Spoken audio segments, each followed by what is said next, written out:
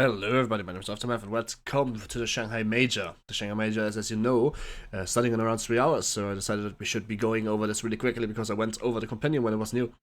Let's glance really quick at what the Shanghai Major is in case you don't know. It is a major event. There's 3 major events and 1 international every year. And this time around it's in Shanghai, it's a Chinese major. Organized by Perfect World, and basically the winner of this tournament will be crowned world champion till the next major or international arrives.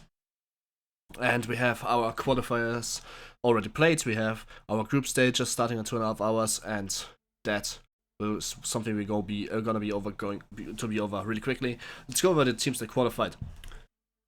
From left, I'm gonna go from the top left to the bottom right. We have Complexity Gaming, eHome, LGD Gaming, Evil Geniuses, Team Liquids, Alliance, Fnatic, VG Gaming, MVP, Phoenix, Newbie, CDEC, Team Secret, Virtus Pro, Team Archon, OG Dota 2, and Team Spirit. From Team Archon and Team Spirit, however, I haven't heard anything yet. I only know that they played pretty good matches so far. Let's see where they will be ending up. The group stage, as I said, will be starting soon, and let's look at the first matches. So, if you're around in around 2 hours when this video goes up, you will be seeing eHome versus MVP Phoenix, which is Chinese Dota versus Korean Dota. It's going to be very, very interesting. Just because this is... Well, it's an Asian Dota game. Asian Dota games can take either really long or really short. They are pretty much very meta. They are very fun to watch. Next game would be Team Secret versus CDC Gaming. The losers, CDC, of course, a Chinese team. Team Secret, a European team. The losers will go to the losers match. Only the winner of the losers match or the winner of the winner match will become qualified. So let's say eHome wins. So MVP Phoenix goes down to the losers match, and then Team Secret wins and CDC goes down. Team Secret and eHome will be qualified in qualification slot 1. However, CDC and MVP Phoenix are in the losers match. The loser will not be qualified. The second match we will be having would be Alliance versus OG Dota. No, Team Spirit. Alliance versus Team Spirit. Of course, Alliance the king of Red Dota. In case you don't know what Red Dota is, it means a split push. And that's what they won that's international 3 with. It doesn't mean that you actually go for the team fight, you go only for the towers. And then we have Vichy Gaming versus Fnatic. Fnatic can arguably invented the term Red Dota. Not with this lineup though. I've not seen the new Fnatic lineup yet. I'm looking really forward to it in action. And Vichy Gaming, of course, very established Chinese team. Then we have OG Dota, which is the current world champion versus Team Archon. Again, Team Archon's a team I've never heard of. And OG Dota, of course, being the World Championship, led by well, they actually led. Anyway, it's a pretty good team with Moon Meander, No Tail, Fly, and of course, Miracle, and one name I forgot, and I'm sorry. And then we have LGD Gaming versus Newbie, which is again a Chinese Dota game. And on the last day, we will be having Evil Geniuses versus Complexity Gaming and Virtus Pro versus Team Liquid. Team Liquid, of course, a Netherlandish German stack at this point. And that will be it. And the playoffs will look like this. Now, let me explain this really quickly. There's going to be an upper and a lower bracket. This is a double elimination tournament. So how this works is pretty simple. If you are winning the qualifier number 1 and not a losers match, you go to the upper bracket. If you would be winning, here you go to the semifinals, and then the finals, and then the grand finals. So you basically have you just go the fastest way to the finals. If you lose, however, you'll be ending up in the losers bracket. In the losers bracket, you're not eliminated. However, in the losers bracket, you will fight against other losing teams or teams that won the losers match, and you have another chance to go straight to the grand finals. However, if you lose in the losers bracket, you are out. You will be eliminated only here. The winner bracket is obviously 4 teams smaller than the losers bracket for the reason that, of course, only the losers go to the loser bracket. And then we have the grand finals at the very end, where the best upper bracket plays against the best lower bracket team. So even if you lose the semifinals, you probably have a chance to go to the finals again. So as long as you're in the upper bracket, everything is good for you. You can even lose a game. The schedule and teams are not seeded for this yet because we're waiting for the group stage. Let's go over predictions really quick, because I made some of them, of course. On the Battle Pass, you have this Compendium tab. I hope you have seen this, because if you haven't, then I'm sorry. Those predictions will be locked very soon. So let's go over Heroes really quickly. Heroes is the only thing that I use that Dota for, and a little bit of personal experience. So, most picked hero is, in my opinion, gonna be Vengeful Spirit. She has been very relevant in the competitive Dota scene, of course. And then we have the most banned hero, which is Earth Spirit. Of course, he is completely broken right now. He has a stupidly high win rate, he has a stupidly high ban rate, and he really does a lot if played correctly. And that brings me to the highest win rate, which is obviously also Earth Spirit. Again, he has a stupidly high win rate, so every time he goes through, I expect him to win.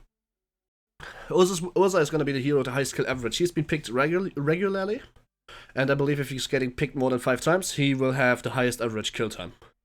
Now let's go with the highest assist, which is again Earth Spirit, because Earth Spirit's ultimate just farms assists like nothing else. If you want to have assists, you play Earth Spirit. I think this I actually want to change. I just don't know what to.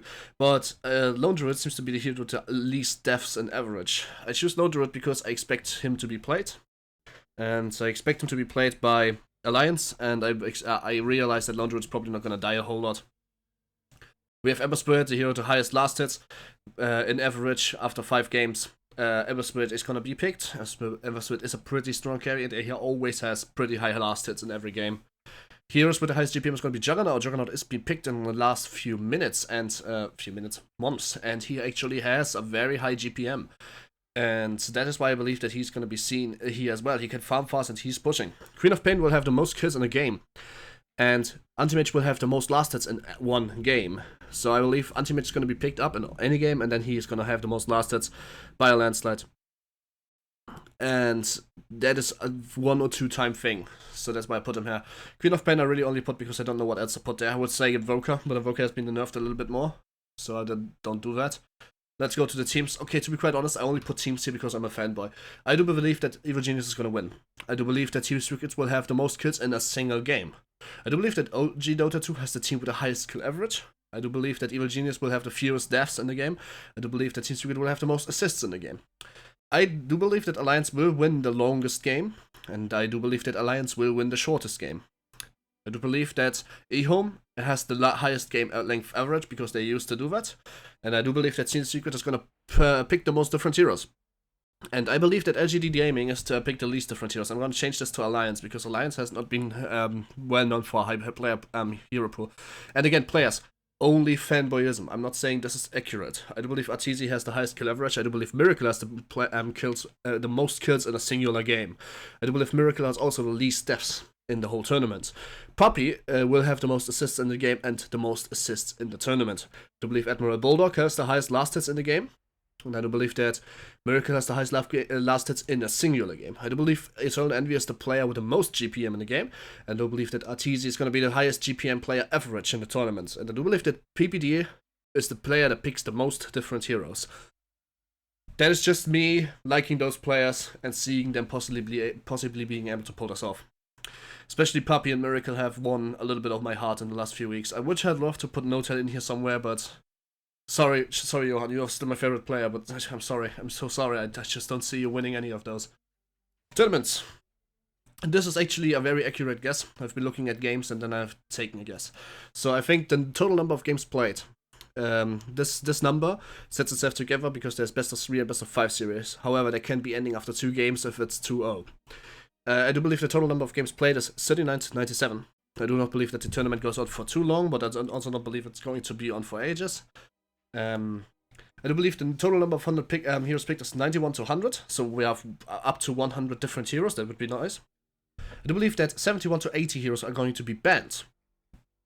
I do believe that the most combined total kills in a singular game are more than 121. I do believe that the longest game goes for over 100 minutes. I do believe that the shortest game will go 15 to 20 minutes. I do believe that the most kills by a singular hero in a game will end at 17 to 19. I do believe that the most deaths by a hero in a singular game will be 12 to 40, because I don't think they will feed any more than that.